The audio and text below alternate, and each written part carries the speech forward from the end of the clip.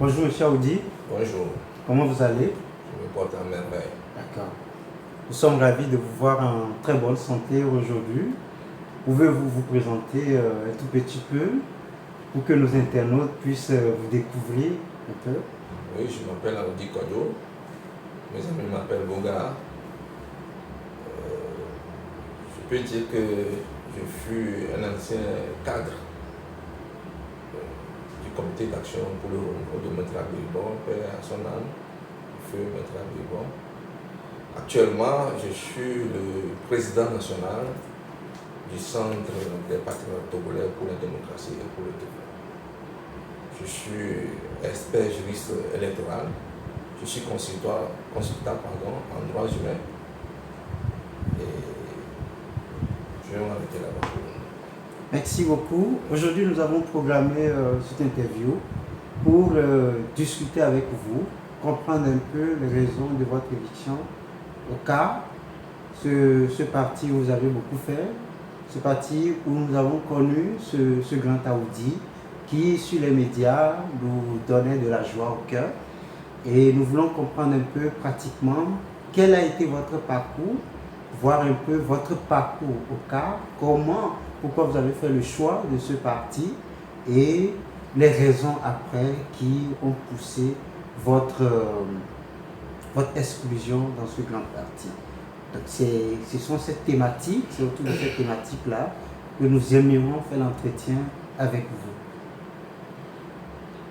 Chers amis, merci pour les questions que vous posez. Mais sans embâche, sans détour, je voudrais vous dire que la question que vous posez, nous risquons de ne pas terminer l'entretien aujourd'hui. Surtout que vous parlez de parcours historique ou bien l'historique de mon parcours politique au CAR. Et pourquoi est-ce que c'est le cas que j'ai choisi et que ce ne serait pas un autre parti. Je vais m'essayer pour résumer cela, pour que, sinon, si je veux parler de ça, nous risquons d'écrire même un livre. Sans fausse modestie, il faut dire que ma première rencontre avec Maître Agbiribon, j'étais en classe de première. Et j'étais major général de lycée de Bélier. Nous avions fait une grève de 2 semaines. Nous avions fait un STEAM, d'où Maître Agbiribon cherchait à savoir quel est ce jeune-là qui a pu mettre à genoux tout un lycée de seconde en terminale. Et dans la foulée, quelqu'un est venu me dire que Maître Agbiribon voudrait me rencontrer. Or, depuis mon enfance, j'écoutais le nom de Maître Agbiribon. Et j'ai dit, bon, il n'y a pas de souci. Il dit, il a appelé, j'ai dit, oui, je vais aller. On s'est vu à l'hôtel Cristal. Il était sur le balcon quand je montais, il m'a vu. Il dit, ah, c'est toi le maigrichon là qui fait bouger tout un lycée? J'ai souri un peu. Et puis bon, il a blagué un peu avec moi. J'ai été surpris même de la façon dont il était très détendu avec moi. Il m'a pris par la main, il m'a tiré au salon. En sa suite, nous avions commencé à discuter d'autres choses. Et puis subitement, il me demande qu'est-ce que vous voulez, qu'est-ce qui était à la source de l'ébullition dans le lycée. Je lui ai dit qu'en réalité, nous avions demandé qu'on cesse l'utilisation de bâtons au lycée, ne serait-ce qu'au lycée de seconde en terminale. Vous savez, nous avons grandi au village, nous étions en seconde, nous avions des grands frères qui n'avaient pas 22 ans, des grands frères qui étaient en terminale, qui avaient voire même 25 ans. Et on les sortait sous les mains, j'étais en première en ce moment, on les sortait sous les mains, et puis on les frappait devant même les élèves de 6e. Je trouvais cela injuste. J'ai dit non, au moins il faut qu'on arrête à utiliser le bâton au lycée de 6e en terminale. Le proviseur d'alors n'avait pas voulu attendre raison, donc nous avions sorti les élèves Et pendant près de 2 semaines, nous avons fait un sit-in. C'est suite à cela, quand je lui ai expliqué, il dit, mais maintenant, quelle est ta stratégie? J'ai dit, non, il faut que si le professeur ou bien le proviseur ne nous comprend pas, eh bien, nous allons continuer la grève. Et il a dit, d'accord, je vous encourage, mais sois prudent. Parce que j'aurais appris qu'on a fait venir même le sous-préfet dans le lycée. On s'est entretenu. C'était le même jour d'ailleurs. Le sous-préfet est reparti. Les gens croyaient que le sous-préfet allait m'amener avec lui. Mais on a discuté, il a demandé les raisons du mouvement, de la grève. J'ai fait un narratif. Et puis bon, il est reparti. Donc quand j'ai discuté avec Bébor, vers la fin, il me dit, jeune homme, mais bien avant ça, il dit, mais est-ce que tu aimes la lecture? J'ai dit, bien évidemment. Il dit, quel est le roman que tu es en train de lire présentement? Et j'ai dit, Bovary. Et on dit, ah bon. Il dit, est-ce que tu peux me faire un résumé? Je lui ai fait, je vous épargne de tout ça. Il dit, ah, continue comme ça, tu vas grandir. Parce que le secret se trouve dans les livres. C'est le conseil qu'il m'a donné. Et en partant, je n'ai jamais oublié ça.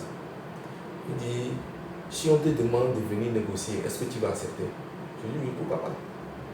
Notre objectif, ce n'était pas de faire la grève. Nous sommes venus à l'école, c'est pour fréquenter. Parce qu'il y a certains parents d'élèves même qui ont commencé à faire des versements dedans. Donc, je ne voudrais pas qu'on dise que c'est moi qui ai fait que les élèves n'apprenaient pas. Mais c'était une cause, à mon avis, une cause noble que je défendais. Donc si on me dit de venir négocier, je ne vais pas refuser. Et il me dit que c'était le départ de notre amitié, si je peux parler ainsi. Et il me dit, cher ami, il y a la force dans la négociation que dans le bruit.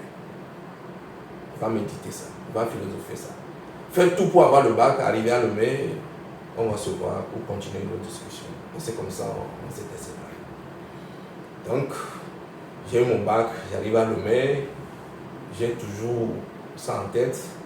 Mais étant un animal politique dans l'herbe, je cherchais toujours à militer dans un parti politique. Mais je ne sais pas, c'est pas quelqu'un qui me l'a dit, mais je tenais coûte que coûte à lire quand même les statuts de ce parti-là dans lequel je vais militer. Donc j'ai lu plusieurs statuts de plusieurs partis politiques, y compris même les statuts du RPT, alors qui est devenu uni aujourd'hui. Mais je n'ai pas été tellement convaincu parce que j'avais une conviction politique. Et le socle de mon engagement politique, c'est le combat contre l'injustice sociale. Parce que je ne peux pas comprendre que Dieu a fait en sorte que nous soyons nés sur un territoire donné et que Dieu a béni ce territoire-là de certaines richesses naturelles et que d'autres s'en accaparent et puis nous autres, nous allons rester sur le cas. Donc c'était le socle de mon combat politique, de mon engagement politique. Et finalement, j'ai rencontré dans l'une de nos discussions, puisque j'étais en droit, nous discutions du droit constitutionnel et de notre constitution au Togo. Et puis j'ai fait une analyse et un ami a dit, mais toi là, tu as la politique dans ton sang. Je dis oui, bien évidemment, tu as bien trouvé. Parce que quoi? Je me rappelle qu'en 2005, quand le général Yadema était décédé et que on a bloqué le feu Nachamba qui était le président de l'Assemblée nationale au Bénin. Bon, il y avait un débat, les gens demandaient à savoir est-ce que c'est normal. Les gens voulaient savoir si les parlementaires pouvaient déposer leur président. Et moi, je posais la question de savoir, est-ce qu'on peut le déposer? C'était avec un professeur de droit constitutionnel, j'ai demandé à savoir, est-ce qu'on peut déposer le président de l'Assemblée nationale, à tout moment. Il dit à tout moment, on peut les déposer. Et j'ai encore soulevé mon doigt. J'ai dit, monsieur le professeur, mais au moment où on déposait Natchaba, il n'était plus président de l'Assemblée nationale, mais président de la République. Parce que notre constitution dit que dès lors qu'on annonce le décès du président en exercice, du président de la République en exercice, le président de l'Assemblée nationale devient de facto, c'est-à-dire de fait de ce décès-là, le président de l'Assemblée nationale devient président de la République. Donc au moment où on le déposait, il n'était plus président de l'Assemblée nationale et donc président de la République. Le professeur a dit waouh. Pour un jeune étudiant qui vient de commencer le droit, que l'analyse est très forte. Donc c'est ce jour-là, après les débats continuaient, après le cours, le débat a continué, et j'ai dit, je voudrais rencontrer M. Agbebon, mais je ne sais pas par quel. Et puis un ami a dit, mais toi tu veux rencontrer M. Agbebon? Je dis oui. Il dit pourquoi? J'ai dit non, c'est un ami, mais je n'ai pas son numéro. Et c'est comme ça, il dit, moi je peux t'appeler M. Agbebon. Bref, il m'a eu un rendez-vous chez M. Agbebon, et il m'a amené à ce moment, il était à Côte-d'Ivoire, copié au niveau de Christ-Croix. Nous arrivons, le gars, il a une mémoire d'éléphant. C'est-à-dire, après 3 ans, banalement, quand il me voit, il dit, mais tiens, c'est pas toi le maigrichon là qui avait mis en ébullition le lycée d'Akwele là-bas? J'ai été surpris. Et il dit, il était assis dans un canapé comme celui-ci, il dit, viens t'asseoir à côté de moi. Or, je vous épargne de beaucoup de parcours. Nous avons rencontré d'autres leaders de partis politiques.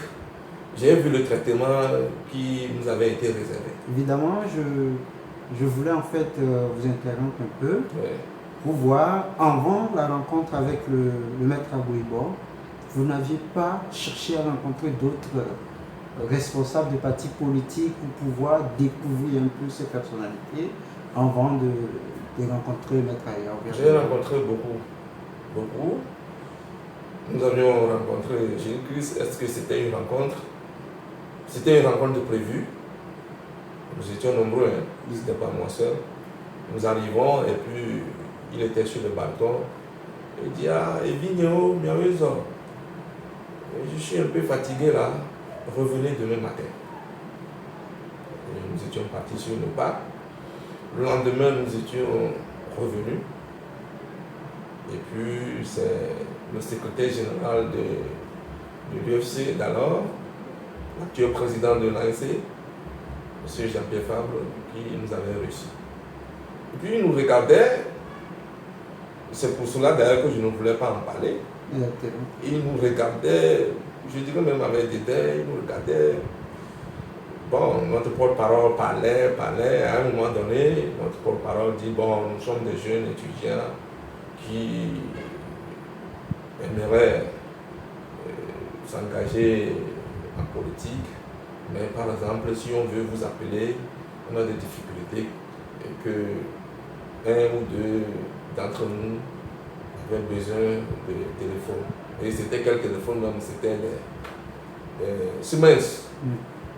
Et Nokia 34, si je me rappelle bien, des petits téléphones. Et puis,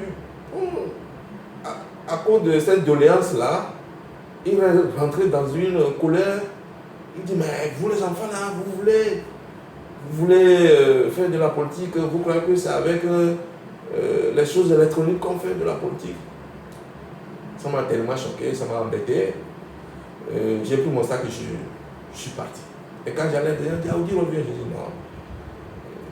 En fait, je n'arrive pas à travailler avec des gens qui n'ont pas le minimum de respect à leurs collaborateurs. Donc, avec mon petit âge,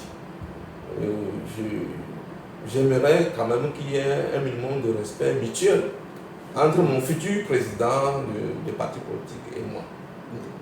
Donc, bon, j'avais déjà lu la charte de l'UFC, c'est-à-dire les statuts de l'UFC. Ce n'était pas aussi simple pour moi, mais c'était le petit événement là qui a... Pour faire un petit coucou à nos téléspectateurs, qu'est-ce que vous cherchez concrètement dans une charte de parti politique? Vous voyez, dans une charte de parti politique, il y a d'abord l'idéologie. Il y a d'abord l'idéologie. Et dans les statuts, vous verrez que si vous lisez minutieusement les statuts d'un parti politique qui a été vraiment réfléchi sur l'idéologie, vous allez sentir tout de suite le programme d'action qui est caché derrière ces statuts. Le programme d'action, voire même vous pouvez, si vous avez la clairvoyance d'esprit, vous pouvez dénoter le projet de société à base duquel les statuts ont été rédigés. Voilà. Donc je ne voyais pas ce que je voulais en termes de programme politique et en termes de dénotation de projet de société, je ne voyais pas ça dans les statuts. Voilà. Ok, d'accord. Donc, moi je suis parti le jour-là. Le lendemain, notre ami qui nous avait amené s'appelle Armano. Je lui ai dit, je donne des noms pour vous dire que ce n'est pas des choses que j'ai fabriquées. Exactement. Il est aux États-Unis maintenant. Le lendemain, il est venu me voir. Il dit, on va retourner, que c'est nous qui cherchons quelque chose. Je dis, non, moi je sais ce que je cherche. Donc, je ne pense pas que ce que je cherche, je peux le trouver là-bas. Donc, après, nous avons rencontré d'autres ténors de partis politiques du pouvoir, RPT. Mais d'emblée, je voudrais vous dire que bon, je suis allé pour écouter, voir si on peut faire quelque chose.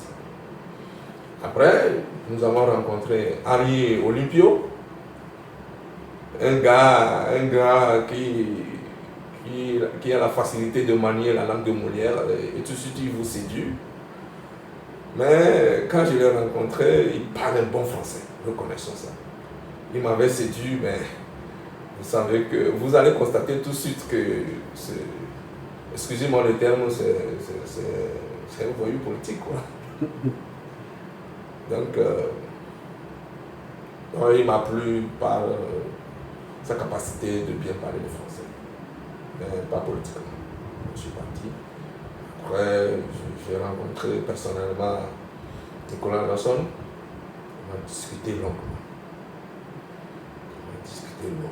J'ai failli même être l'un de ses membres, ou bien l'un de militants de PRR qui sont partis. Mais j'ai compris aussi dans nos discussions qu'il allait très loin dans ses projets de société, au point où des gens le tassaient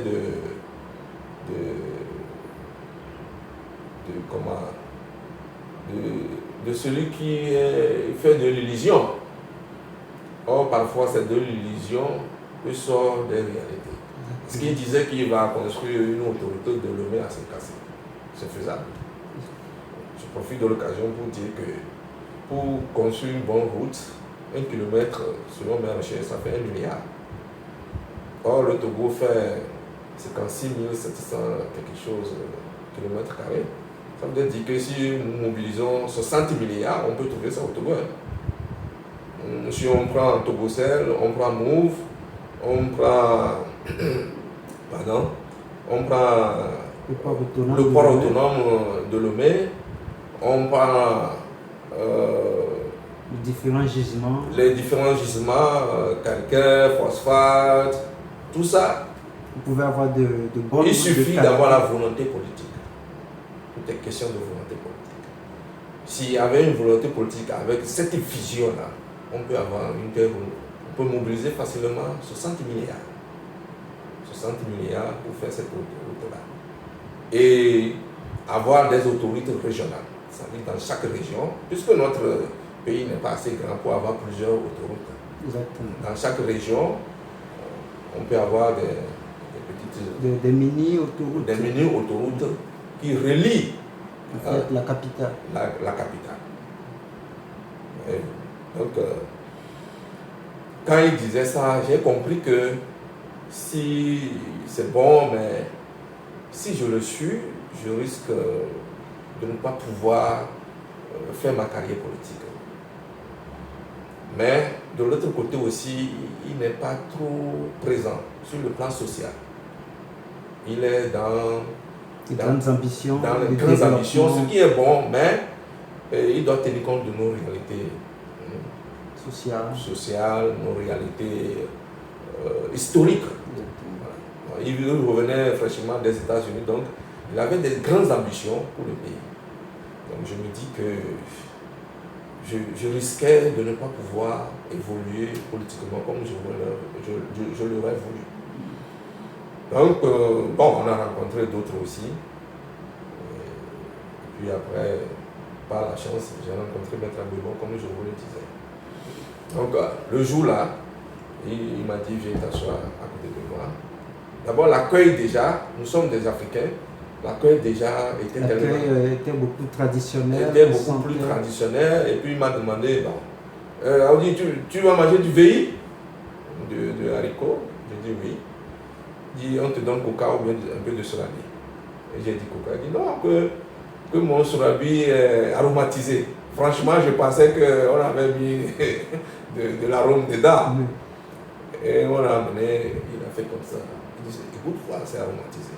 Ce que lui, il appelle aromatisé, ça dit que c'est un solabi bien préparé. Vous sentez l'odeur, au fond, vous sentez l'odeur du vin de palme là-dedans. C'est ça, lui, il appelle aromatisé. C'est du bon solabi. Donc, on a causé un peu pêle-mêle le jour-là. Et il m'a dit, Audi, demain matin, à 4h, viens m'accompagner quelque part. J'ai dit, d'accord. Or, j'étais chez un oncle. En ce moment-là, déjà à 20h, on fermait le portail.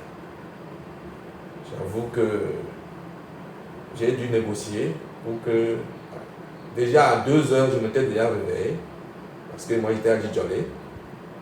Il faut rallier Kodjovier-Kopé, proche de la frontière, ce n'était pas facile, c'est pas maintenant qu'il y a assez de zèbres.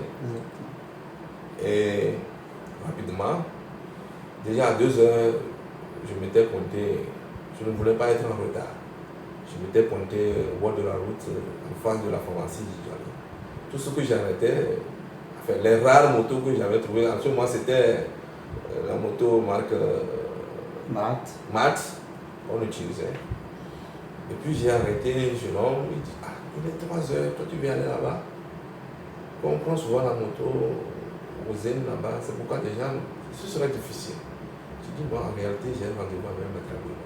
Maître Agbebon, j'ai dit oui, si c'est Maître Agbebon, je t'amène. Donc, c'est comme ça. Et il m'amène chez Maître Agbebon, on est arrivé vers 4h moins 10 comme ça. J'arrive, au moment où je montais, j'attendais pas. C'est Maître Agbebon qui descendait. Et il dit, et on m'annonce ça. Il dit, on dit, tu es là? Avec sa grande voix. Je dis oui. Il dit, là, on peut cheminer ensemble. Tu es vraiment à l'heure. Et il m'embarqua dans son véhicule. Je savais là où on allait. Il m'a dit, première question, on dit, qu'est-ce que c'est qu'un vote libre? J'ai donné ma réponse, il a dit, le vote libre. On va revenir sur ça un jour. Oui, je crois qu'on peut avoir après notre interview pour parler du vote libre. Du vote libre. Ce que c'est qu'un vote libre. Donc, j'ai donné ma réponse. Après, lui aussi, il est revenu sur ça. Et finalement, destination Couvé, chez lui, dans son village natal. On a salué quelques-uns, il a fait des petites réunions par-ci, par-là. Jusqu'à 10h, on est encore revenu. Je suis resté avec lui dans ses courses, on causait. Et vers la fin de notre rencontre, je lui ai demandé est-ce que je peux avoir les statuts du parti. Il a renfrogné un peu les miens. Mais est-ce que ce n'est pas possible? Il dit non, que lui, il est surpris. C'est la première fois qu'il rencontre un jeune qui demande les statuts du parti. Il dit pourquoi faire? Je dis je veux lire pour savoir si je peux être membre du CAR. Il dit tu n'as jamais été membre d'un parti politique? Je dis non. Il dit est-ce que tu as une fois voté? Je dis oui. Je crois en 2003, j'ai voté. En 2003, en 98. Mon premier vote, c'était en 98. Il dit d'accord. Et il rentre dans son salon, il vient, il m'étend le livret de statut. La nuit, là, j'ai tout lu. Mais quand j'ai lu, j'ai dit voilà, j'ai trouvé mon parti politique. Parce que dans les statuts, j'ai senti tout de suite que la première préoccupation du comité d'action pour le renouveau, c'est de voir toutes les couches sociales du pays bénéficier des richesses nationales de notre pays. Donc j'ai dit voilà, mon combat pour la justice sociale, je peux l'amener au sein de ce parti. Ça voudrait dire que j'avais une conviction politique avant d'arriver au CAR. Donc vous me demandez, voilà comment on s'est connu. Maintenant, mon parcours au CAR, quand j'ai commencé, j'ai été un simple militant. Et partout où on m'envoyait, j'y allais. Sans réfléchir. J'allais partout. Pourvu qu'on me donne des moyens pour pouvoir aller là où on m'envoyait. Voilà. Et j'ai commencé à me faire remarquer. Donc, il y avait la Fondation Konrad Adenauer qui formait les jeunes politiciens, qui était un partenaire incontournable du CAR en ce moment. Donc, pratiquement toutes les formations politiques que la Fondation Konrad Adenauer donnait, le CAR me choisissait à y participer. Et finalement, chemin faisant, j'ai été élu membre au Conseil national de la jeunesse, j'ai été élu membre du bureau national de la jeunesse. Et quel a été votre rôle principalement à ce poste? J'étais chargé à l'organisation et chargé à l'organisation et à l'information en ce moment. Donc, et là où des gens m'ont vraiment découvert, c'est au cours d'un meeting à Tablibo. Maître Agouibo devait y être. Mais bizarrement, je ne sais pas pourquoi, il a dit, Audi, tu vas me représenter. Et je suis allé, j'ai pris le micro le jour-là. C'est le jour-là que je me suis fait découvrir au CAR. Ce qui a fait qu'au prochain Conseil national de la jeunesse, nous étions 8 candidats pour être président de la jeunesse. Finalement, j'ai été élu au la main et j'ai dirigé la jeunesse au moins pendant 2 mandats. Et nous avons connu des crises que vous connaissez déjà. Et au cours de cette crise-là, j'ai été l'un des piliers à défendre vraiment la ligne directrice du parti. Et c'est nous qui avons fait revenir Maître Agouibo au sommet du parti. Alors pourquoi faire revenir Maître Agouibo? Oui, nous avons décidé de faire revenir Maître Agouibo parce que le parti mourait. Et pire, les gens ont décidé de prendre le parti pour aller le mettre sous la coupole des autres partis qui ne partagent pas réellement la ligne directrice de notre parti. Nous ne partageons même pas la même idéologie. Donc nous, pour éviter que notre parti devienne l'appendice de notre parti et que nous soyons noyés dans la masse comme ça, et celui qui pouvait combattre les grands ténors de ce courant politique, nous avons pensé que c'est Maître Agouibo qui pouvait nous aider pour sauver le parti. Et c'est ce que nous avions fait et nous avions réussi. Donc, après cette crise-là, j'ai été élu au Congrès au poste de commissaire chargé à la communication et à la formation politique. Et j'ai géré ce poste avec brio d'ailleurs. Et c'est suite à mon militantisme pragmatique au sein du parti que des gens ont décidé unanimement à m'envoyer à la CENI pour aller faire mes preuves là-bas. Je ne vais pas vous parler de mon parcours, mon passage à la CENI. Vous pouvez aller à la CENI demander après le passage Daoudi à la CENI, on vous dit. Exactement, nous avons constaté que c'est lorsque vous étiez à la CENI que la crise qui a conduit le parti à vous exclure s'est déclenchée. Vous pouvez commencer par aborder cet aspect pour nous. Ça me fait mal que notre président fondateur, Maître Abouibo, n'ait plus avant que je n'aborde ce sujet. Parce que c'est un sujet très capital. Très capital. Je dirais tout simplement que des gens ont décidé de me guillotiner politiquement. Je veux vous narrer tout, hein. Mais je voudrais vous dire que c'est comme si vous avez pris une graine, croyant que la graine est pourrie, et vous jetez sur le dépotoir. Cette graine va pousser et devenir un grand arbre. Et je voudrais dire à ces gens-là qu'avec le cas ou sans le cas, je serai ce que je serai politiquement. Ça voudrait dire que vous avez eu des détracteurs à l'époque? Bien sûr. C'est finalement, j'ai bien compris. Vous voyez ce qui se passe au cas maintenant? C'est parce que des gens ont su que la façon dont Maître Gbagbo, je vous informe que Maître Gbagbo venait chez moi à la maison. C'est-à-dire au dernier moment, avant que je n'aille à la CENI, venait régulièrement chez moi à la maison. Ça commençait à inquiéter les gens. De quoi on discutait, les gens ne savaient pas. On discutait, je vais livrer le secret aujourd'hui, on discutait réellement de l'association au sommet du parti. Et des gens ont su que c'est possible que Maître Gbagbo me confie la gestion du parti, en tant que président national du parti. Je dis bien c'est possible.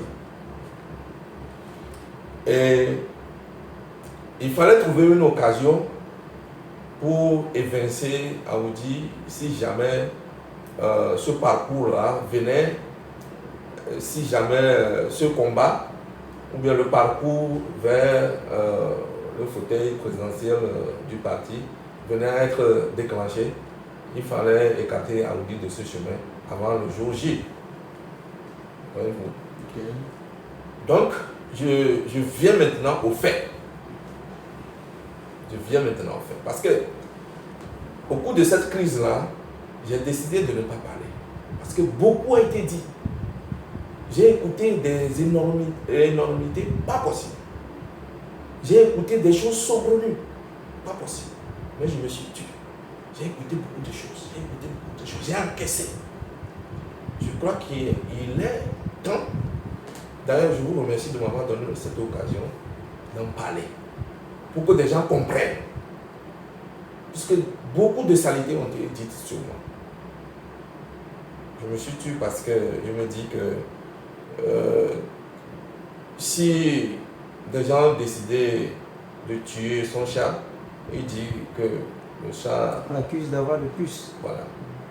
Donc, bon, ils ont voulu me noyer, mais tout en oubliant que quand j'étais un poisson dans l'eau, c'est... Les plus confortables dans l'eau. Les plus confortables dans l'eau. Et qu'est-ce qui s'est passé réellement? On avait organisé un conseil national du parti. Souvent, s'il y a des sujets d'ordre brûlant, majeur et brûlant sur la scène politique, nous rassemblons tous les ténors du parti pour prendre des décisions. Donc, souvent, quand il y a de ces genres de décisions, les déclarations liminaires, on constitue une petite équipe pour rédiger ces déclarations liminaires. Je fais toujours partie de ces déclarations, de cette cellule-là, qui est appelée cellule de rédaction des déclarations liminaires. Et c'est Maître Gbagbo qui doit faire ça. Souvent, quand on fait des projets de rédaction, vous savez, Maître Gbagbo, lui et moi, on s'enferme, on réfléchit pour mieux peaufiner la déclaration. Mais cette fois-ci, j'ai été surpris que je n'ai pas été mis dans cette cellule-là. Mais quand j'ai demandé, on m'a dit que bon, je suis à la CENI, que ce serait difficile. On dit d'accord. Le mercredi qui devait précéder le samedi, au cours de laquelle ils ont pris la décision de ne pas aller à l'élection présidentielle, j'ai rencontré le président national d'alors, Maître Abdou. J'ai dit, mais quelles sont les déclarations ou bien les résolutions, voilà, c'est comme ça que nous les appelons, qui vont être prises lors de ce conseil. Il me dit non, comme tu es à la CENI, on ne va pas te gêner, mais fais tout pour venir au conseil. Je dis d'accord. On m'a obligé à cotiser pour l'organisation de ce conseil, tout en sachant que c'était pour aller me chasser du cas. Donc, des gens ont dit des choses. Aujourd'hui, je vais vous donner la raison réelle qui a fait que j'ai refusé de quitter la scène. Ça, je le dis haut et fort. C'est que j'ai refusé de quitter la scène pour faire plaisir aux gens. Qu'est-ce qui s'est passé? On prend la décision selon laquelle, au conseil, j'étais là. Et la première remarque que j'avais faite, Jean Kissi, qui était le secrétaire national d'alors, n'était pas autour de la table d'honneur. Il était dans la masse. Quand il était allé, c'était la première remarque. Je n'ai rien compris. Et on donnait la parole aux gens, les gens prenaient la parole. La décision était que nous n'allons pas à l'élection présidentielle. Et par ricochet, nous enlevons nos membres à la CENI et dans tous ces démembrements. C'est-à-dire dans les CENI et dans les bureaux de vote. Je vais vous expliquer après. Donc des gens disent, mais pourquoi? Des gens étaient offusqués de l'escalade dans la prise de décision, soit disant que parce que nous n'allons pas à l'élection présidentielle, la conséquence c'est qu'on enlève notre élément qui est à la CENI et nos éléments qui sont dans les démembrements de la CENI. Les gens n'ont pas compris ça. Parce que quoi? Il y a l'histoire. En 2015, nous avions battu campagne même contre ces élections-là pour demander au peuple togolais de boycotter les élections parce que les conditions n'étaient pas réunies. Nous avions battu campagne. Nous sommes allés sur les terrains. Nous avons distribué les tracts. Nous avons fait des affiches partout. Et pourtant, nous avions 2 personnes à la CENI au nom du cas. Maintenant que c'était une décision comme ça en l'air, on demande que celui qui est à la CENI quitte. Si ce n'est pas un complot, si ce n'était pas de l'envie, tout simplement. Et des gens n'avaient pas aimé. Et des gens disaient que non, il est allé à la CENI, il a acheté une voiture. C'était des bassesses, quoi. Et moi, je m'étais tué. Les gens ont dit, mais pourquoi vous faites ça? Pourquoi vous voulez enlever celui qui est à la CENI? Au contraire, nous ne voulons pas aller. Juste parce qu'il a acheté voiture, juste on constate qu'il y a un peu de prospérité. Voilà. Comme ça. Le petit Aoudi là aussi, pourquoi il allait là-bas? Or, quand j'étais à la CENI, je vous le dis aujourd'hui, hein, on avait divisé ce que je prends. Donc il y a une partie qui devait aller au parti, car la moitié allait au parti. Donc pour eux, ce que je prenais... C'était écrit comme ça dans vos statuts? Non, pas du tout. Parce que c'est Aoudi, il fallait faire comme ça. Et je m'étais tué, je respectais. Je respectais ça. Or, il y avait une échéance. J'ai respecté jusqu'à l'échéance. Je respectais cela. Vous savez, à la CENI, je ne vais pas donner le salaire pour plusieurs raisons. Parce qu'il y a des gens qui sont toujours à la CENI. Mais, je vous dis que si c'était 100 francs, on me prenait 50 francs. Et il me restait 50 francs. Donc pour eux, je ne pouvais pas, avec ce qui me restait, qu'ils savent je ne pouvais pas m'offrir une voiture. Mais je suis un enfant d'une maman qui a su me donner une éducation qui me permet quand même d'affronter toutes les épreuves. Avec l'aide de Dieu, j'affronte toujours les épreuves qui me posent. Et j'ai l'impression que toutes les épreuves qui m'arrivent me préparent à une grande mission. J'ai l'impression. C'est pour cela que moi, tout ce qui m'arrive, je le prends stoïquement et sportivement. Ce n'est pas que je suis naïf ou bien je ne réfléchis pas. Donc je vous parlais de la décision. Et ils ont pris cette décision-là. Moi, je m'étais tué. Il y avait un membre influent qui a dit, mais pourquoi faire ça? Est-ce qu'Audi a fait quelque chose à la CENI qui touche l'idéologie du parti? Dites-nous, nous devons savoir parce que nous ne comprenons pas. Parce que la décision que nous prenons là ne nous oblige pas à enlever nos membres de la CENI et dans ces démembrements. Et quelqu'un dit, Audi me met là-bas, donne-lui la parole. Moi, je n'ai rien dit. Je suis parti, ils ont pris la décision. Mais je reviens un peu en arrière. La déclaration liminaire au sein de laquelle se trouve la décision de nous enlever de la CENI devait être lue vers 16h. Mais je vous dis qu'à 14h, cette décision-là était déjà sur les réseaux sociaux.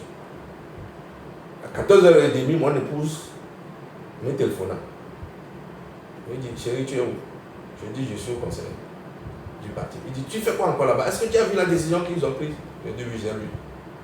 Et tu es toujours là-bas? Je dis, calme-toi. C'était une parenthèse. Donc, moi, j'arrivais à la CENI. C'était un samedi. Je quitte le conseil. Nous avions une plénière. Je quitte le conseil. Je viens à la plénière. J'arrive à la plénière, c'était déjà fini. Donc, je prends la route de la maison. Je vais à la maison dimanche. Bon, déjà m'appelait pour m'encourager.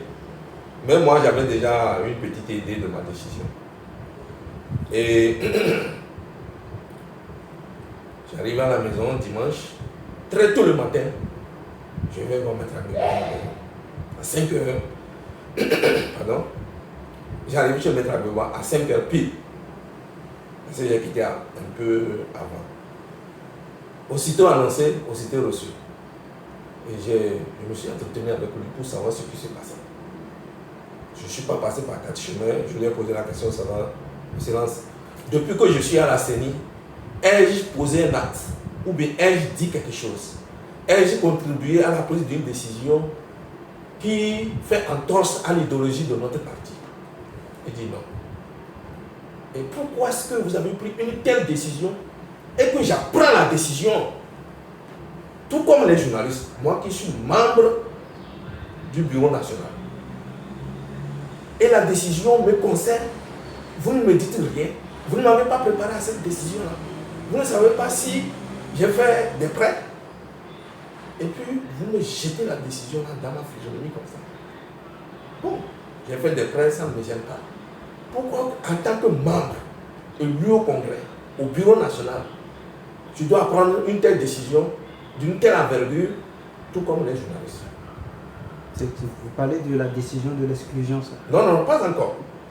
La décision qui disait que nous n'allons pas à l'élection présidentielle de 2020, de février 2020. Okay. Et donc, par ricochet, il faut enlever le membre du CAR qui est à la CENI et ceux qui sont dans les démembrements de la CENI. C'est de cette décision-là que je parle. Moi, je suis membre du bureau national. Et je n'ai même pas eu vent de cette décision-là. Et j'apprends la décision-là, tout comme les journalistes, tout comme les publics. Tout comme si je ne suis plus du parti. Pourquoi? En réalité, comment, lorsque vous devenez membre de la CENI, est-ce qu'il y a une loi cadre qui accompagne les membres de la CENI de telle en sorte qu'il y a des décisions que le parti ne peut pas prendre pour agir sur l'action du membre de la CENI? Est-ce que vous pouvez reprendre pour que je comprenne vraiment? C'est-à-dire, lorsque vous devenez membre de la CENI, lorsque votre parti demande une exclusion est-ce qu'il y a une loi qui vous protège à la CENI pour ne pas quitter la CENI? Si le parti vous demande de quitter la CENI, Oui, oui. depuis que vous êtes devenu membre de la CENI, Oui. en réalité, selon la loi, vous ne répondez plus de votre parti pour certaines décisions au sein de l'institution. Parce que lorsque vous voulez parler, vous n'allez pas dire « moi, membre du CAR ». Vous êtes devenu membre de la CENI. Et nous travaillons, si vous êtes membre de la CENI, vous travaillez collégialement. Toutes les décisions vous lient. Maintenant, s'il y a des décisions au sein de la CENI qui peuvent agir sur certaines de vos décisions au sein de votre parti, vous pouvez rentrer en ce moment-là en discussion pour que la décision ne soit pas une décision qui va vous créer des problèmes au sein de votre parti. Maintenant, le parti ne peut pas se lever pour vous dire quittez. Si vous ne démissionnez pas. Parce que dès lors que vous prêtez serment, c'est fini, vous êtes devenu un membre d'une institution de la République. Okay. Donc, si le parti vous demande de quitter, il vous appartient de démissionner. Si vous démissionnez, bon, on ne peut pas vous refuser de démissionner. Mais si vous ne démissionnez pas, le parti n'aura aucun moyen de vous faire dégager je parle de la CENI nationale, de vous faire dégager de la CENI. Il n'a aucun moyen. Dès lors que vous prêtez serment, le parti ne peut plus vous faire partie de la CENI si vous ne démissionnez pas. Voilà. C'est ce que nous avons voulu comprendre. Voilà. Donc, je suis allé le voir et je lui ai dit, je ne comprends pas. Pourquoi? Pourquoi vous avez pris cette décision?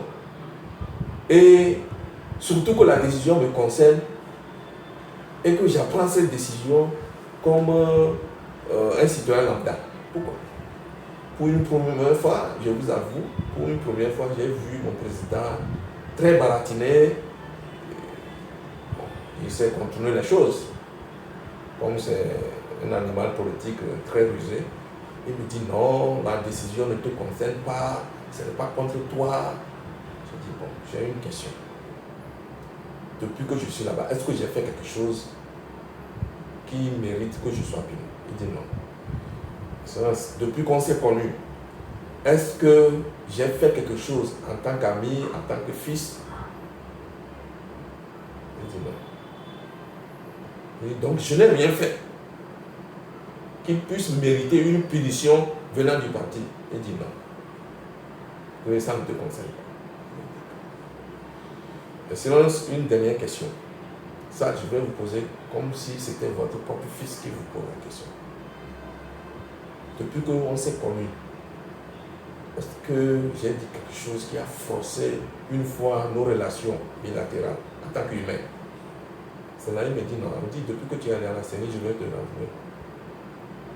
C'est le jour-là, c'est à la CENI que moi j'étais mieux découvert. Parce que tu es un travailleur. Et il a dit d'autres choses que je voudrais taire ici. Mais, en partant, il a ajouté ceci. Tout ce que nous avons à la CENI, tu es loin des meilleurs. Ils ont été meilleurs, mais tu es loin des meilleurs. Avec ton jeune âge, ce que tu as fait à la CENI, moi j'ai beaucoup apprécié. Mais il t'appartient, à toi, Audi, de donner la suite que tu voudrais donner à la décision prise le 4 mars, le samedi là. C'est-à-dire, quand je suis allé le dimanche, c'est à toi de donner la suite qui te semble légitime à cette décision. Je dis d'accord. On n'a même pas fait 30 minutes et je suis parti. Quand je suis arrivé à la maison, j'ai repris les statuts, j'ai relu les statuts et je suis resté tranquille. Le lendemain, lundi, le 6 mars, ce sont des dates que je n'oublierai jamais. Le 6 mars, je rentre à la CENI. J'arrive à la CENI, vous voyez, je souris un peu. J'arrive à la CENI, j'ai vu des gens pleurer le jour-là. Parce que les gens n'ont pas aimé. C'est le jour-là que j'ai compris que des petits gestes, comment vous allez, ça va, même Moi, je n'avais tous les collaborateurs, même jusqu'aux gardiens, jusqu'aux jardiniers, quand je les vois, je les salue. Parce qu'ils sont des humains. Je ne savais pas que ça touchait les gens. J'ai vu des secrétaires pleurer le jour-là pendant que je partais. Donc j'ai accusé un petit retard parce que le lundi, là, on avait une grande plénière. Je vais prendre une grande décision à la CENI. Quand je montais les escaliers pour rentrer dans l'enceinte de la CENI, j'ai vu le président qui m'appelait. Mais je n'ai pas décroché. Quand je suis rentré dans la salle plénière, j'ai été ému. Tout le monde s'est levé, y compris le président. Ils ont dit, il est là, il est là. Ils pensaient que je n'allais pas venir à cause de la décision prise par mon parti. Et le vice-président, M. Romain, il est venu, il m'a pris dans ses bras, il m'a serré très fortement, il a dit beaucoup de courage. J'ai été ému par le soutien moral que mes collègues m'avaient apporté. Ça m'avait donné du tout mon cœur. Et partant de là, j'ai appris une leçon. Quand on vous envoie dans une institution, travailler, surtout si c'est une institution républicaine, travailler, soyez un bon patriote. Et travailler en ayant pour objectif le bien-être social et l'avancement de la République. C'était ma boussole, ça. Ma République m'a appelé, j'ai dit oui, et ce ne serait pas un oui en moitié. Donc tout ce qu'on me donnait à la CENI, si je ne maîtrise pas, puisque je venais d'arriver à la CENI, je demande conseil. Tout ce qu'on me donnait comme travail, je le fais. Que ce soit de mon domaine ou pas, je le fais. Donc, j'ai travaillé d'arrache-pied à la CENI, comme je pouvais, avec mes moyens, en tant qu'humain. Et j'ai pris place. Et j'ai dit, bon, attendez, peut-être que je vais prendre un peu d'été, peut-être que c'est ma dernière tâche à la CENI, pour digresser un peu, quoi. Oui. Parce que des gens voulaient m'écouter pour voir comment est-ce que je me sens. Et on a pris place. Le président prend la parole et dit aujourd'hui, la plénière d'aujourd'hui va prendre beaucoup de temps. Parfois, nous restions là-bas jusqu'à 22h, voire 23h. Mais avant toute chose, on m'appelait Benjamin de la CENI, parce que j'étais le plus petit. Avant toute chose, nous allons donner la parole à notre Benjamin. Nous savons ce qu'il vit, pour qu'il nous dise quel est son moral. Il a dit, président, la République nous attend. C'est comme ça qu'il a répondu. Monsieur le président, la République nous attend. Ne perdons pas de temps. Moi, j'ai prêté serment pour travailler pour ma République. Je compte continuer ce travail-là. Ils se sont levés, ils ont applaudi. Et donc, tu ne parles pas, j'ai dit non, je suis là. Je ne démissionne pas. La République m'a fait appel. Quand j'ai dit oui, je n'ai pas dit oui pour m'arrêter en si bon chemin. Donc, j'ai décidé de continuer.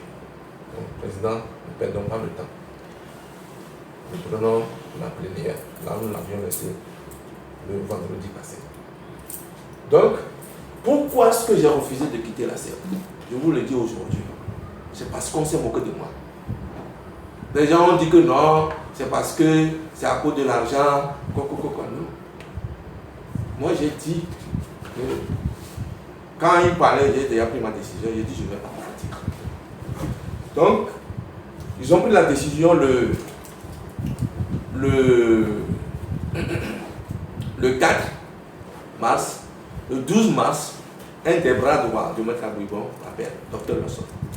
Je vais le voir. Il dit, on dit, nous avons pris une décision et il paraît que tu continues d'aller à la CENI. Nous ne comprenons pas, c'est pourquoi j'ai décidé de te rencontrer pour savoir ce qui se passe. Je dis, je ne te comprends pas. Voici la réponse que je lui ai donnée.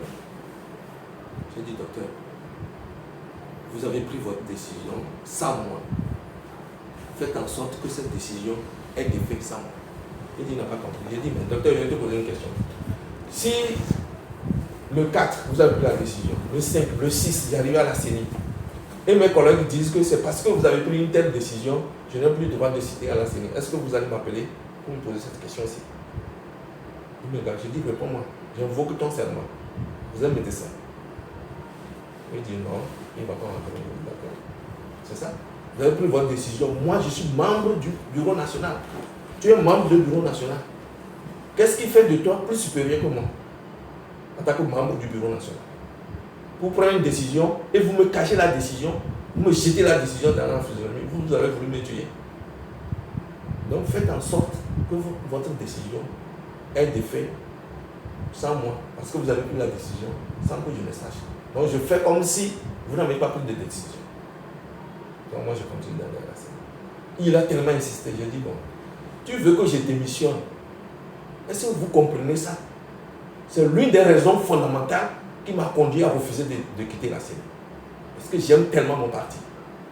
Écoutez très bien ici. Si je quittais la CENI, ça fera, nous avons 16 CELI dans lesquels nos membres sont. Sur 42 CELI, nous avions eu la chance de siéger dans 16 CELI. Et vous savez la conséquence positive, lorsque vous êtes dans ces séries-là, ça vous permet d'avoir les membres dans les bureaux de vote. Et nous avions plus de 200 membres répartis dans les bureaux de vote. 200 membres du parti. Donc si je démissionne, ceux qui sont dans les séries vont quitter et par ricochet. La conséquence négative qui va être reliée directement à cette décision-là, c'est que nos membres ne seraient pas dans les bureaux de vote. Ce qu'ils ignorent, eux ils sont là-bas, ils vont rarement sur le terrain. Vous savez, lorsque quelqu'un est dans un parti politique, c'est en ce moment-là qu'il se sent fier d'être membre de tel parti politique ou de tel parti politique. Vous pensez que quelqu'un qui est au village, on le prend président du bureau de vote. Vous ne pouvez pas imaginer quelle fierté cela lui fait. Et puis du jour au lendemain, vous lui enlevez ça. Il se sent honoré par son parti. Il va dire, ah, c'est grâce le cas que moi aussi, je suis président du bureau de vote. Vous comprenez? Grâce à mon parti, je suis dans les membres de lycée 4. Oui, nous envoyons les membres aussi là-bas. Si vous n'êtes pas à la CENI, vous n'avez pas droit à tout ça. Deuxième raison fondamentale. Vous dites que vous ne voulez pas aller au scrutin présidentiel, d'accord? Au même moment, la raison qui vous conduit, vous dites que les conditions ne sont pas réunies. Vous ne voulez pas avoir un œil là-bas pour savoir si réellement c'est vous qui avez raison ou pas.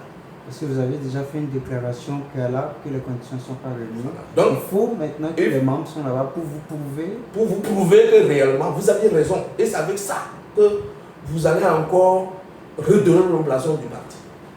Donc voilà les raisons fondamentales qui m'ont conduit à refuser. Surtout j'ai pensé aux militants sur le terrain. J'ai dit je ne ferai pas ça. Et puis, vous savez, lorsque vous travaillez pour une institution de la République, vous devez faire extrêmement attention. Parce qu'il y a demain, moi je ne voudrais pas qu'on me tâche à cause d'une décision d'envie, de complot. Puisque prendre la décision de ne pas aller au scrutin présidentiel, tout le monde peut le faire. Mais aller jusqu'à dire que cette décision a pour conséquence, il faut enlever ceux qui sont... C'était de l'envie. C'était purement de l'envie. Les gens sont allés jusqu'à dire que non, c'est parce que j'ai rencontré le chef de l'État. Tout comme si rencontrer un chef de l'État était un crime. Des gens m'ont appelé du Canada. Pourquoi tu es allé voir le chef de l'État? Si vous êtes dans une société, au village même, si le chef du village, le chef traditionnel du village, vous convoque ou bien vous faites appel, vous allez refuser d'aller. Moi, je travaille dans une institution de la République. Si le chef de l'État m'appelle, je vais refuser. Pourquoi? Au nom de quoi? Au nom de quel principe démocratique d'ailleurs? Et tout ça là me montre combien de fois nous avons besoin d'une culture politique et démocratique. Nous en avons besoin. Et pour cela, nous avons besoin d'une éducation assez rigoureuse, politiquement parlant. Et je vois que nos partis politiques ne remplissent pas réellement cette mission. Ce n'est pour rien que dans notre constitution, à son article 8, on a dit que les formations politiques ont obligation de former leurs militants à la citoyenneté et aux principes démocratiques. Mais nous ne le faisons pas. Si nous le faisons, nous ne le faisons pas assez. Voyez-vous. Donc moi, j'avais refusé de quitter. Et des gens ont fait pression, non, il faut quitter. Moi, je les regardais seulement. Or, vous savez, dans les discrétions, c'est qu'on voulait m'enlever. Si je démissionne, on envoyait quelqu'un d'autre avant le scrutin présidentiel. C'était la stratégie, ça. Est-ce que vous aviez après compris, est-ce que vous avez découvert après que c'était le complot devait après rétablir quelqu'un d'autre à votre poste? Parce que le jour-là, le 12, j'ai dit à un docteur que ce que vous dites là, vous ne voyez pas parce que vous êtes tellement dans une stratégie de complot et d'envie, vous n'avez pas réfléchi beaucoup avant de prendre la décision. La décision n'a pas été du tout réfléchie. La décision a été prise sur saut d'humeur. Les gens sont allés faire pression sur Maître Agbouibor, sachant que, bon, le gars était au soir de sa vie. Ils ont fait pression sur lui. J'aurais appris même que des gens ont dit, tu choisis entre Aoudi et nous. Donc, le docteur me disait, il faut démissionner. Je dis, mais vous n'êtes pas sérieux. Juridiquement parlant, vous n'êtes pas du tout sérieux. Pourquoi? Vous dites que vous avez suspendu votre participation, que le cas suspend sa participation aux activités de la CENI. Quand on dit suspendre quelque chose, ça voudrait dire que c'est appelé à être repris. Si vous me demandez de démissionner, ça voudrait dire qu'automatiquement, nous perdons notre place à la CENI. Or, l'idée, c'est que si je démissionne, on ne peut plus me renvoyer à la CENI. Voyez-vous. J'ai dit, mais pourquoi vous me demandez de démissionner? Si je démissionne, comme c'est une suspension, dites-moi de boycotter 2 ou 4 plénières de la CENI, je comprendrai. Parce que c'est ce que la loi avait normalement prévu. Voilà. Je peux boycotter pour dire que mon parti a demandé de suspendre, parce que nous l'avions fait par le passé. En 2010, nous avions fait ça. Celui qui était à la CENI est resté à la maison 2 semaines, 3 semaines, on a fait pression. Ce que nous voulions, ça a été revu positivement. Le gars a repris sa place. Donc le gars a repris sa place. Pourquoi maintenant, moi, vous me demandez de démissionner? Juridiquement, ça ne tient pas. Vous faites 2 poids, 2 mesures. Vous avez dit suspension et en même temps vous parlez de démission. Si vous aviez dit que nous nous retirons de la CENI, alors là, je peux comprendre le fait de me demander de démissionner. Vous voyez... Vous voyez tout ça, cacophonie totale dans la décision. Cacophonie juridique, politique totale. Parce que la décision, le soubassement de la décision, c'était de l'envie. Purement de l'envie. Donc, j'avais refusé de démissionner pour préserver la place du parti à la CENI. Et j'ai dit que si on m'avait demandé, si on m'avait consulté, voici ce qu'on faisait. Les 16 membres qui sont dans les séries, plus ou moins, nous faisons une conférence de presse et nous démissionnons en bloc. Ça allait faire plus de boom politique que ce qu'ils ont fait. Et ils ne m'ont même pas consulté. Je n'ai pas été informé.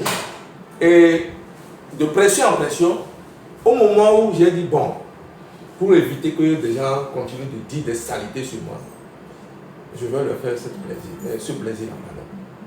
Je vais leur faire ce plaisir-là. J'ai pratiquement même rédigé ma démission. J'ai donné les raisons dedans pour que les gens ne me trouvent pas au sein de mon... pour que mes collègues ne soient pas trop choqués. J'ai donné les raisons. Et la veille, et le lendemain, c'était le 20 mars. J'ai lu sur les réseaux sociaux, mon parti m'écrit un courrier.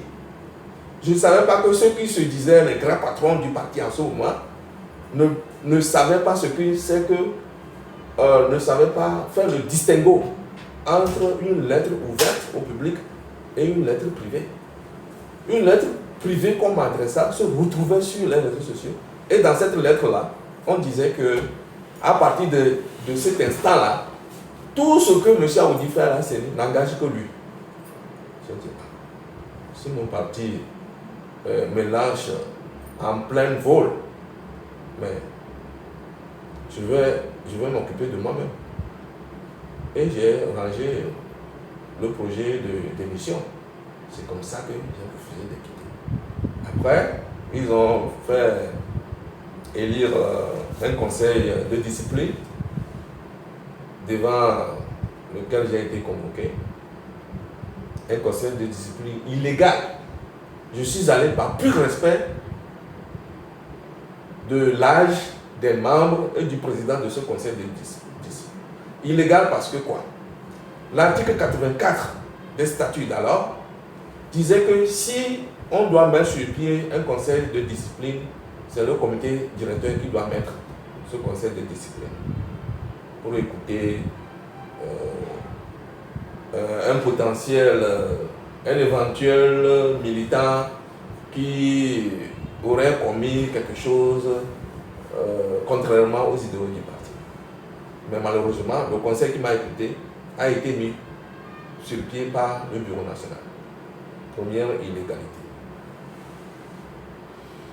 Et je suis allé quand même. J'aurais pu évoquer cette illégalité-là.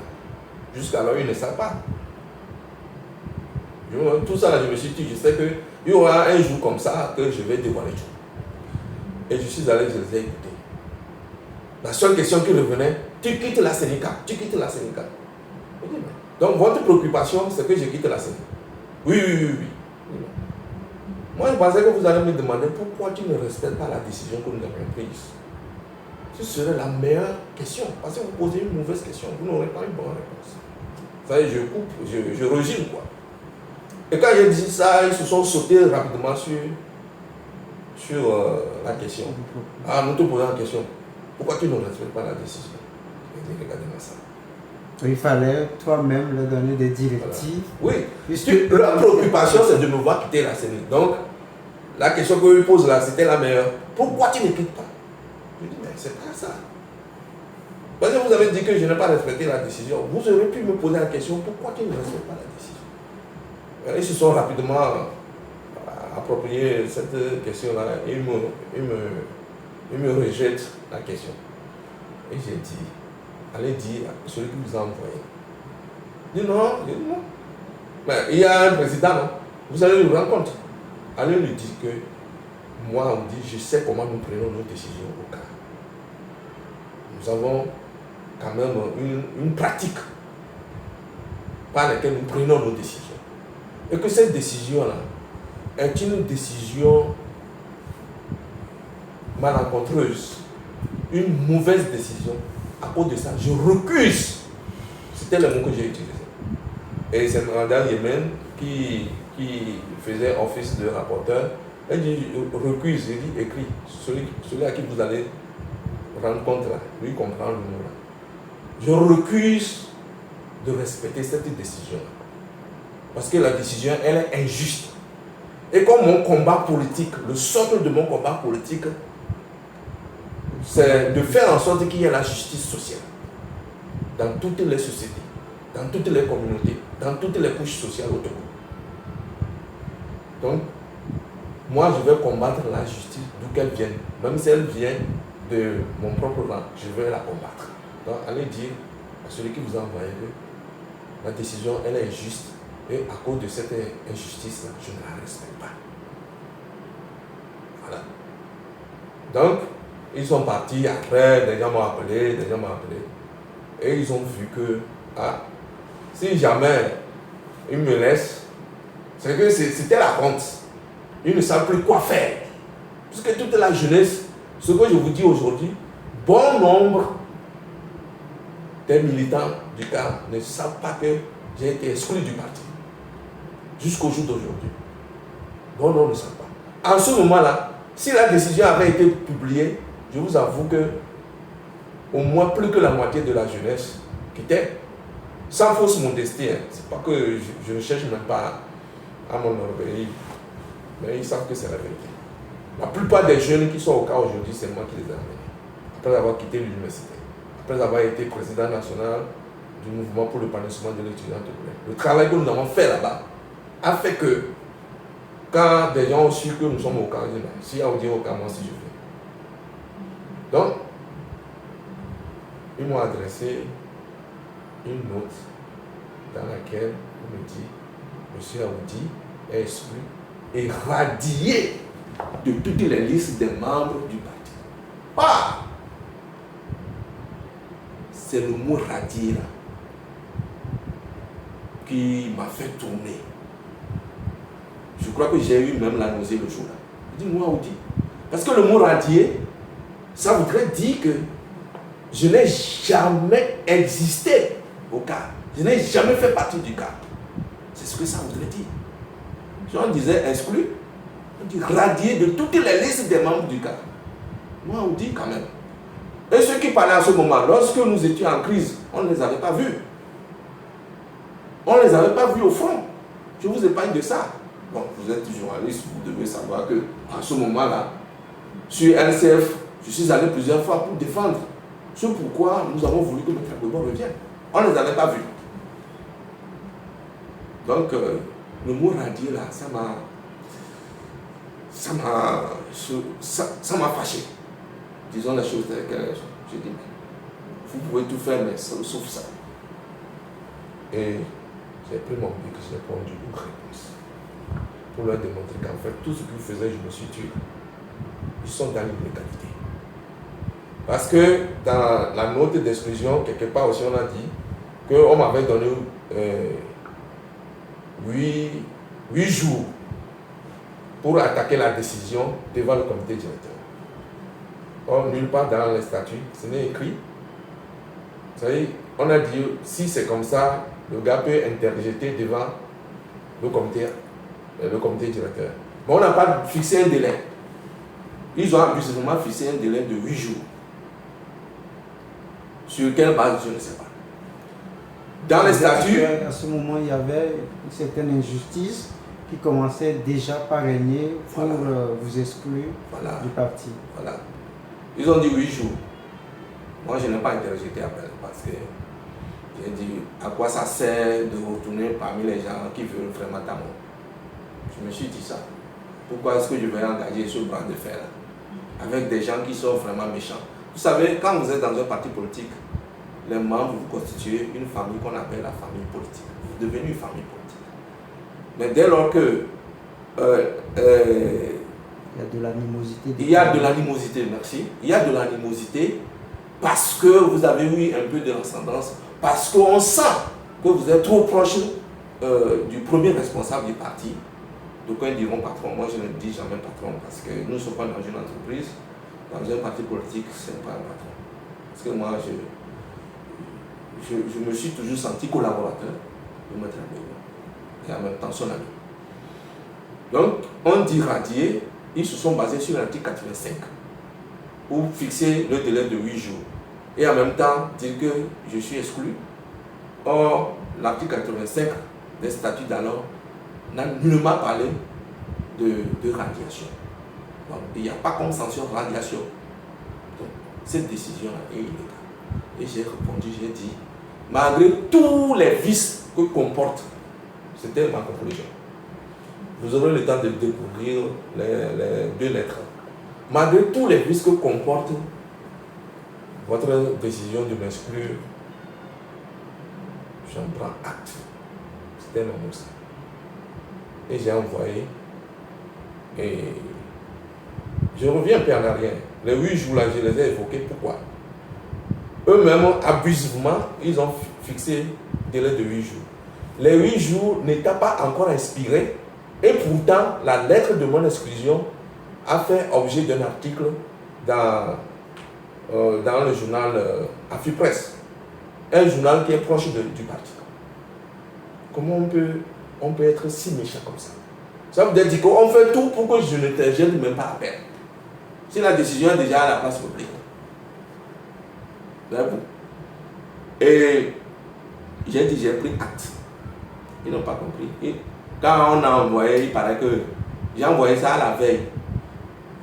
Parce qu'ils ont dit que le 8 là, c'était fini. Le 9 mars, ils allaient rendre public mon exclusion. Et j'ai envoyé ça le 9. Ça, le 10, ils allaient, plutôt le 10. J'ai envoyé la note le 9. Et ils ont déchargé. Maître Agogo était à Paris en ce moment. Quand ils ont déchargé, j'ai fait capture d'écran. J'ai scanné ça avec mon téléphone et j'ai envoyé sur WhatsApp à Maître Agogo. Aussitôt envoyé, aussitôt lu. Donc, 30 minutes après, j'ai un ami en Belgique, m'a appelé pour dire que le vieux l'a appelé. Il dit, lui pensait que j'allais engager un bras de fer et lui va venir pour trancher. Voilà que j'ai dit que j'ai pris acte.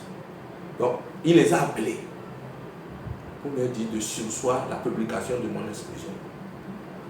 Je dis pourquoi? C'était des thérapies. J'ai toujours des amis là-bas qui m'ont rapporté que ça a été chaud au téléphone. Ils étaient à la réunion, m'ont appelé, ils ont mis ça sur main libre. Donc ils n'étaient pas d'accord que non, il faut que les gens sachent que j'ai été expédié. Vous ne connaissez pas, vous dites. Vous avez lu sa note, sa réponse. Si vous rendez public sa note, vous ne savez pas ce qu'il va faire. C'est un stratège, méfiez-vous. Donc, il leur a interdit de publier. Effectivement, s'ils avaient publié, je ne vous dis pas ce que je vais leur faire, ce que j'allais leur faire.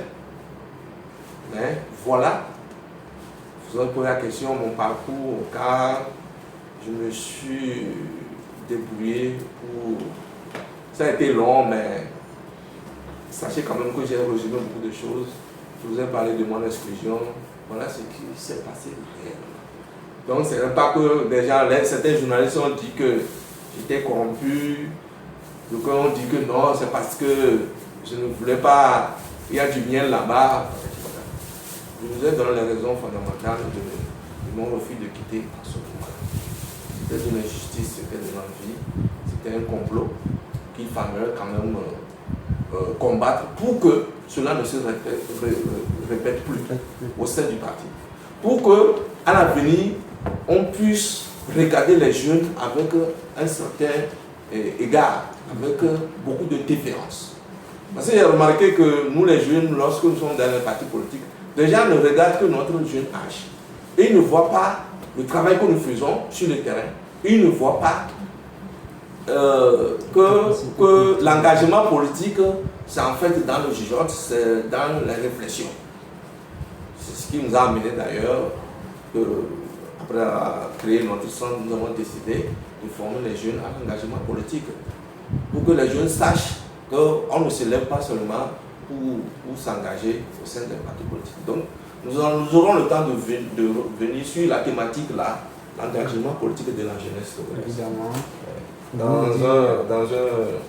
une démocratie représentative, il faut que les jeunes comprennent qu'ils constituent un poids, surtout au Togo. La jeunesse dépasse 60%, surtout les jeunes en âge de voter. Voilà. Ok, merci beaucoup pour l'interview. C'est plutôt moi qui vous remercie, parce que depuis, ça fait pratiquement 3 ans que des gens me posent la question, qu'est-ce qui s'est passé? Je n'ai jamais répondu à cette question. Mais toute chose à son temps. Je crois qu'à partir de maintenant, nous allons même organiser une conférence de presse pour tourner cette page-là. Parce que nous n'allons pas continuer à regarder dans le rétroviseur. Sans le cas ou le cas, nous continuerons la lutte pour un Togo démocratique.